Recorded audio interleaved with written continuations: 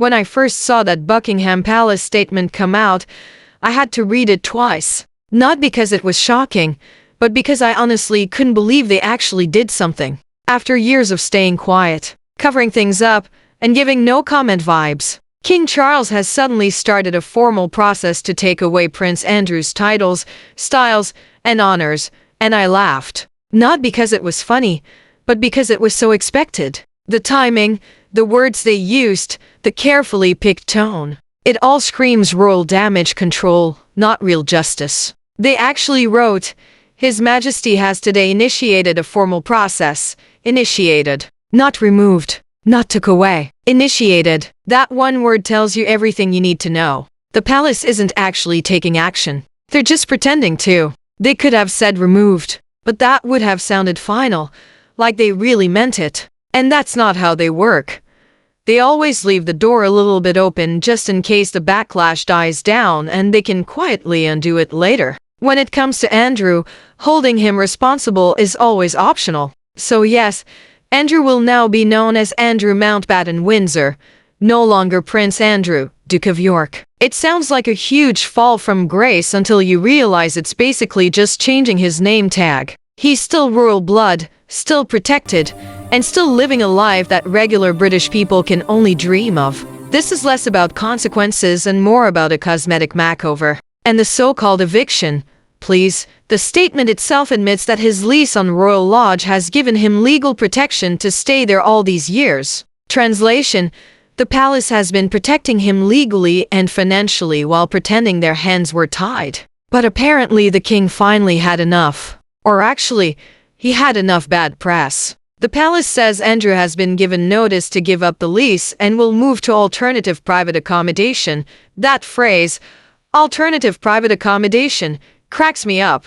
Don't imagine some humble apartment in Croydon. He's being moved to Sandringham, another royal estate. Still a mansion, still inside the royal bubble, still protected by security paid for by taxpayers. This isn't an eviction. It's a luxury move with a PR ribbon on top. Then they add the line, "These punishments are considered necessary," even though he continues to deny the allegations against him. Notice how they still dance around the real issue. They can't even make themselves say what these actions are really about. No mention of Jeffrey Epstein. No mention of Virginia Giuffre. No mention of that multi-million-dollar settlement that made the whole case go away. Just lapses of judgment. The royals love that phrase. It's their favorite way of saying something without really saying it. Regular people go to prison for such lapses. Royals get sympathy statements and second chances. And then comes the most cynical part. Their Majesties wish to make clear that their sympathies remain with the victims and survivors of abuse. Oh, now they care. Now, after 5 years of silence and zero cooperation with investigators, they suddenly discover empathy. Where was that energy when the survivors were demanding answers? Where was this moral tone when Harry and Meghan spoke out about racism and mental health? Back then, the palace was all cold faces and recollections may vary. But now, suddenly, when their reputation's on the line, they're overflowing with compassion. It's not empathy. It's optics. This statement isn't about victims. It's about saving the monarchy's reputation. And the people see it. They absolutely see it. One person online said it perfectly.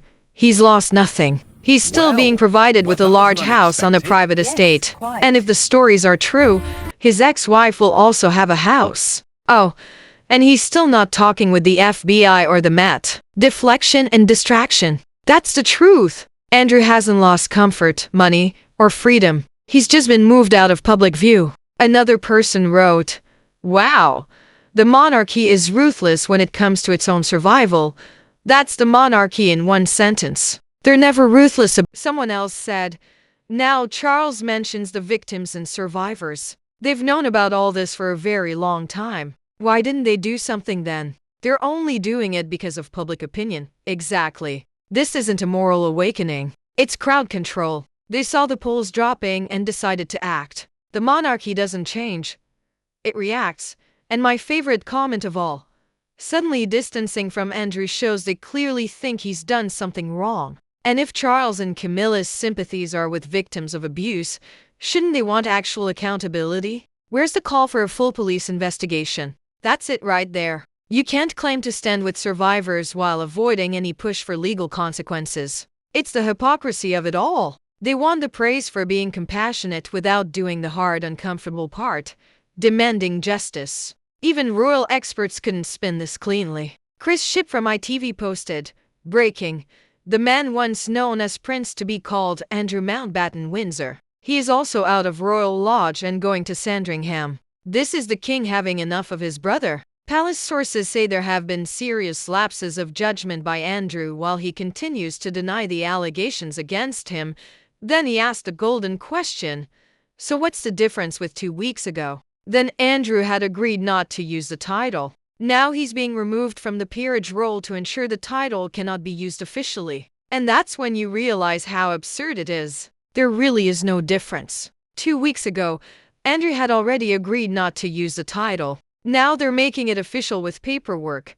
It's just bureaucracy dressed up as reform. Even Chris Ship sounds exhausted, like he's trying to convince himself that this matters. But it doesn't change Andrew's wealth, his protection, or his comfort. The only thing gone is his official signature. He's lost nothing of real consequence. This isn't accountability. It's theater. Symbolism, not substance. And the double standard? It's blinding. Harry and Meghan speak their truth about racism, mental health, and media abuse, and the palace goes nuclear. They strip them of their roles, cut off their security, and unleash a tidal wave of negative leaks to the tabloids. But Andrew, accused of sleeping with a trafficked teenager, gets years of quiet discussions and internal handling. He's protected, insulated, defended.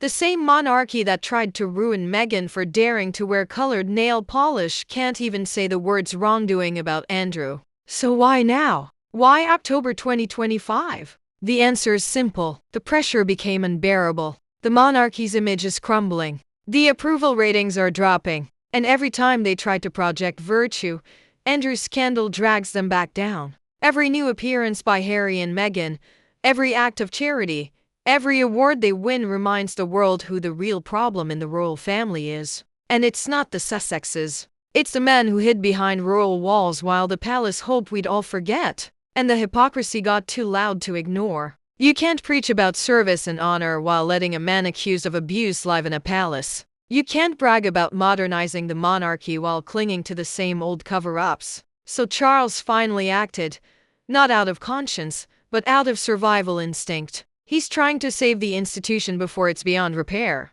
This move isn't about morality. It's about optics. Charles didn't suddenly become brave. He became tired. Tired of seeing Prince Andrew trending every time he tries to promote his precious Earthshot or his streamlined monarchy. It's a difficult time tired for of the everyone. question We that must won't remain go away. strong and Why united. punish Harry for honesty but protect Andrew for alleged abuse? So here we are. Andrew's name has changed, but nothing else has. He's still wealthy, still protected, still unaccountable.